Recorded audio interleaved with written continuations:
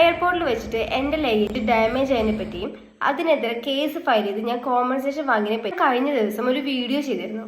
ആ വീഡിയോയ്ക്ക് താഴെ ഏറ്റവും കൂടുതൽ കമൻറ്റ് വന്നതും പിന്നെ എനിക്ക് പേഴ്സണലായിട്ട് മെസ്സേജ് വന്നതും ഇത് എങ്ങനെയാണ് ശരിയായ രീതിയിൽ ഫയൽ ചെയ്യുന്നതാണ്.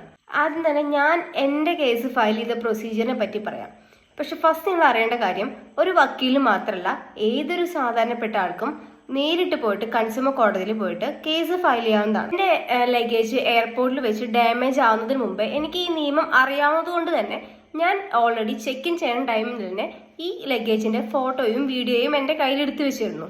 അതിനുശേഷം എയർപോർട്ട് അതോറിറ്റികളെ എന്നോട് എൻ്റെ ലഗേജ് ഡാമേജ് ആയി എന്ന് പറഞ്ഞ ആ ടൈമിൽ തന്നെ ഞാൻ അവരോട് PIR രജിസ്റ്റർ ചെയ്യണമെന്ന് പറഞ്ഞു. അതായത് PIR എന്ന് പറഞ്ഞു കഴിഞ്ഞാൽ പ്രോപ്പർട്ടി റെഗുലേഷൻ റിപ്പോർട്ട് എന്നാണ്.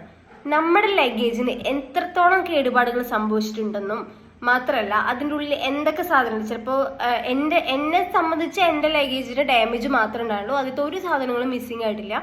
പക്ഷെ അത് ഓരോരുത്തർക്കും എങ്ങനെയാണ് അനുഭവം അതിനനുസരിച്ച് നിങ്ങൾക്കുണ്ടായ പ്രശ്നം എന്താണോ ആ കാര്യം വ്യക്തമായിട്ട്, മൈനർ ഇഞ്ചുറി ആണോ മീൻസ് ഡാമേജ് ആണോ എന്നുള്ള എല്ലാ കാര്യങ്ങളും വ്യക്തമായിട്ട് തന്നെ നിങ്ങൾ ആ PIR മെൻഷൻ ചെയ്തിരിക്കണം.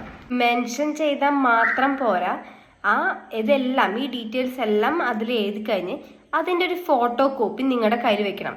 ഇപ്പോൾ അവിടെ എയർപോർട്ട് സംബന്ധിച്ചുള്ള ഫോട്ടോ കോപ്പി എടുക്കാനുള്ള സൗകര്യം ഉണ്ടായിക്കോളന്നില്ല, പക്ഷെ നിങ്ങൾ നിങ്ങളുടെ ഫോണിൽ അത് സ്കാൻ ചെയ്തിരിക്കണം. കാരണം എന്നോട് അവർ എയർപോർട്ടിൽ വെച്ച് പറഞ്ഞത്, മാഡം നിങ്ങൾക്ക് നിങ്ങളുടെ ലഗേജ് ഞങ്ങൾ എക്സ്ചേഞ്ച് ചെയ്ത് തരാം, വേറൊരു ലഗേജ് 3 ദിവസത്തിനുള്ളിൽ നിങ്ങൾക്ക് വീട്ടിലേക്ക് ഞങ്ങൾ അയച്ചു തരാമെന്നാണ് അവർ എന്നോട് പറഞ്ഞിട്ടുണ്ടായിരുന്നത്. അതും വിശ്വസിച്ച് ഞാൻ ഇങ്ങോട്ട് വരികയാണെങ്കിൽ എനിക്ക് കോമ്പൻസേഷൻ കിട്ടില്ല. എനിക്ക് അവിടെ വെച്ചിട്ടാണ് എൻ്റെ ലഗേജ് ഡാമേജ് ആയെന്ന് ഞാൻ അവരെ അറിയിച്ചിട്ടുണ്ടെന്നുള്ള എവിഡൻസ് ആണ് PIR എന്ന് പറയുന്നത്. സോ അതെന്തായാലും നിങ്ങൾ അപ്പം തന്നെ എഴുതി കൊടുക്കണം. മാത്രമല്ല അതിൻ്റെ ഫോട്ടോ കോപ്പി അവരും നിങ്ങളും സൈൻ ചെയ്ത അതിൻ്റെ ഫോട്ടോ കോപ്പി നിങ്ങളുടെ കയ്യിൽ എന്തായാലും വെക്കണം. അതിനുശേഷം എനിക്കുണ്ടായ അനുഭവം എന്ന് പറഞ്ഞു കഴിഞ്ഞാൽ, ഞാൻ 3 ദിവസം വെയിറ്റ് ചെയ്തു. പിന്നെ അവരെന്നെ 3ാമത്തെ ദിവസം അവരെന്നെ വിളിക്കുകയാണ് ചെയ്തത്. അവരെന്നെ വിളിച്ചിട്ട് പറഞ്ഞു, മാഡം ഞങ്ങൾക്ക് കസ്റ്റംസിന്റെ പ്രശ്നമുണ്ട്, അത് കാരണം നിങ്ങൾക്ക് ട്രോളി ഞങ്ങൾക്ക് എത്തിക്കാൻ പറ്റില്ല, പക്ഷെ നിങ്ങൾക്ക് നിങ്ങളുടെ ട്രോളി നിങ്ങൾക്കുണ്ടായ ഡാമേജ് ആയ ആ ട്രോളി ഉണ്ടല്ലോ അതിനുള്ള പൈസ ഞങ്ങൾ തരാമെന്ന് ഞാൻ എൻ്റെ അടുത്ത് പറഞ്ഞത്. അപ്പം ഞാൻ പറഞ്ഞു, എൻ്റെ ട്രോളിയുടെ പ്രൈസ് ഞാൻ പറഞ്ഞു, എൻ്റെ ട്രോളി ഇത്ര രൂപയാണ്, ഇത്ര വിലയുള്ള ട്രോളിയാണ് എൻ്റെ ഡാമേജ് അയക്കണത്. സോ എനിക്കത് തരികയാണെന്നുണ്ടെങ്കിൽ ഇവിടെ ഈ കേസ് ഇതോടുകൂടി കോംപ്രമൈസ് ആവും, കേസല്ല ഈ പ്രശ്നം ഇതോടുകൂടി കോംപ്രമൈസ് ആവാന്ന് ഞാൻ പറഞ്ഞു. പക്ഷെ ഞാൻ വാങ്ങിയ ട്രോളിക്ക് അവരൊരു വില ഇട്ടു. ഞാൻ പറഞ്ഞ എൻ്റെ യഥാർത്ഥ വിലയല്ലാതെ അവർ എൻ്റെ ട്രോളിക്ക് ഉള്ള പകുതി വില, എനിക്ക് ശരിക്കും ഞാൻ പർച്ചേസ് ചെയ്ത വിലയിനേക്കാളും പകുതി വില അവർ ശരിക്കും ഒരു ഔദാര്യം പോലെയാണ് എന്നോട് അവർ പറഞ്ഞത്. ഞാൻ അത് അപ്പം തന്നെ ഡിനൈ ചെയ്തു. എനിക്ക് കുഴപ്പമില്ല, ഞാൻ ഇതിന് കോംപ്രമൈസ് ചെയ്യാൻ തയ്യാറല്ല, നിങ്ങൾ വില്ലിങ് അല്ലെങ്കിൽ വില്ലിങ് അല്ല എന്ന് പറഞ്ഞോളൂ, ഞാൻ കേസിനെ പോയിക്കോളാം എന്ന് പറഞ്ഞു. അതിനുശേഷം അവർ 2-3 വട്ടം 100 രൂപ വെച്ചിട്ട് ആ ട്രോളിക്ക് കൂട്ടി. അത് എൻ്റെ യഥാർത്ഥ വില അപ്പോഴും, എൻ്റെ ട്രോളിയുടെ യഥാർത്ഥ വില അപ്പോഴും എത്താത്ത രീതിയിൽ ഇങ്ങനെ അവരെന്നെ ഡിമാൻഡ് ചെയ്തുകൊണ്ടിരുന്നു. പക്ഷെ ഞാൻ ഓക്കെ അല്ലായിരുന്നു, എനിക്ക് എൻ്റെ ട്രോളിയുടെ വില തന്നെ വേണമെന്നായിരുന്നു ഞാൻ വാശി പിടിച്ചത്. അത് അവരും വില്ലിങ് അല്ല.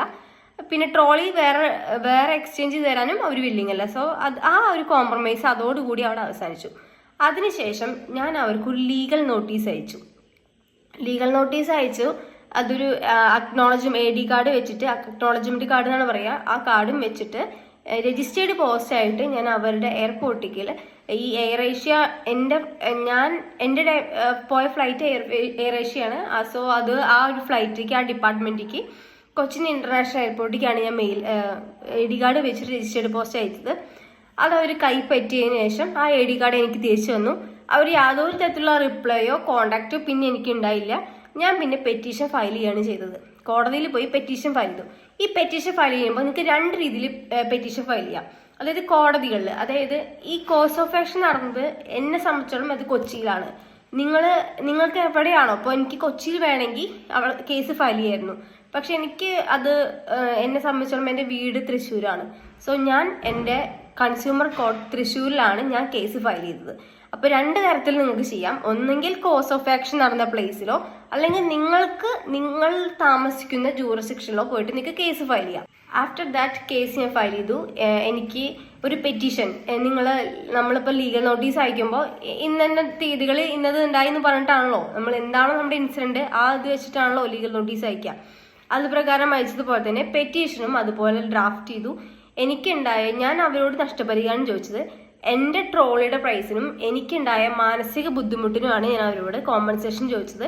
അതെല്ലാം വെച്ച് ഒരു പർട്ടിക്കുലർ എമൗണ്ട് ഞാൻ ഈ ഡ്രാഫ്റ്റിൽ എഴുതി ചേർത്തു.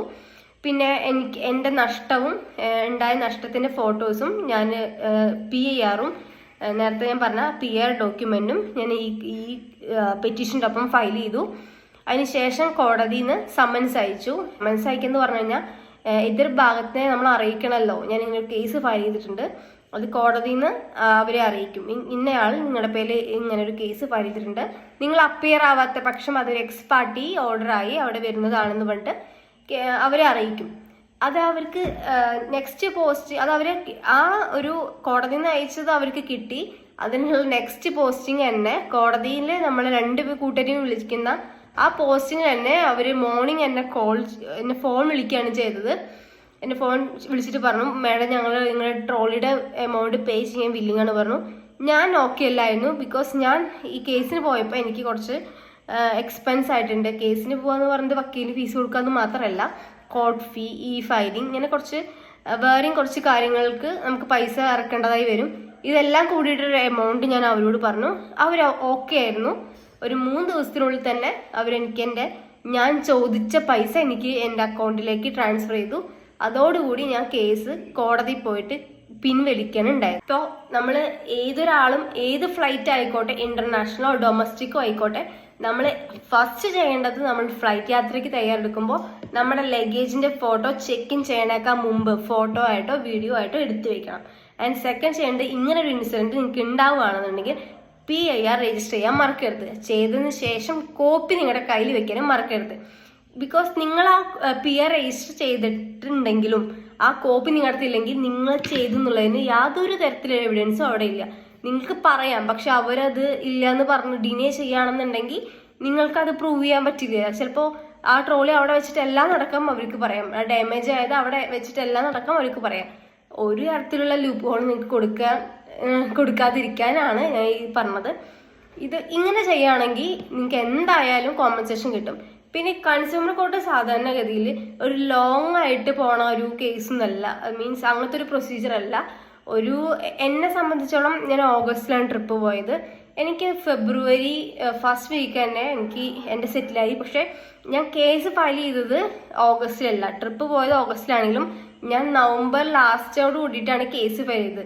നമ്മുടെ സ്വന്തം കേസാണെങ്കിൽ ഒരു ഡിലേ വരുത്തുള്ളൂ, അതിൻ്റെ ഒരു സാഹചര്യം കൊണ്ടാണ്. പിന്നെ ഇപ്പോൾ ഒരു വക്കീലിനെ കൺസൾട്ട് ചെയ്ത് നിങ്ങൾ കേസ് ഫയൽ ചെയ്യണമെങ്കിൽ നിങ്ങൾക്ക് അതിനെ പറ്റിയിട്ട് ഇങ്ങനെ എപ്പോഴും ഓരോ പോസ്റ്റിൽ നിങ്ങൾക്ക് പോകേണ്ട ആവശ്യമില്ല. പക്ഷെ വക്കീലിന് ഫീസ് കൊടുക്കേണ്ടി വരും കേട്ടോ. നെക്സ്റ്റ് കമന്റ് അതായിരിക്കും, വക്കീലിന് ഫീസ് കൊടുക്കേണ്ടി വരും. പക്ഷെ എന്നാലും നിങ്ങൾക്ക് ഉണ്ടായ നഷ്ടം സഹിച്ച് അത് പോട്ടെ എന്ന രീതിയിലൊന്നും വെക്കേണ്ട ആവശ്യമില്ല. അങ്ങനെ വെക്കാതിരിക്കാനാണ് കൺസ്യൂമർ കോടതികളെല്ലാം നിലനിൽക്കുന്നത്. സോ ഈ അറിവ് എല്ലാവർക്കും ഉപകാരപ്പെടട്ടെ എന്ന് ഞാൻ വിശ്വസിച്ചു. ഇനിയും ഇതുപോലെയുള്ള വിലപ്പെട്ട അറിവുകൾക്ക് താല്പര്യം ഉണ്ടെങ്കിൽ എൻ്റെ പേജ് സബ്സ്ക്രൈബ് ചെയ്യാൻ മറക്കരുത്.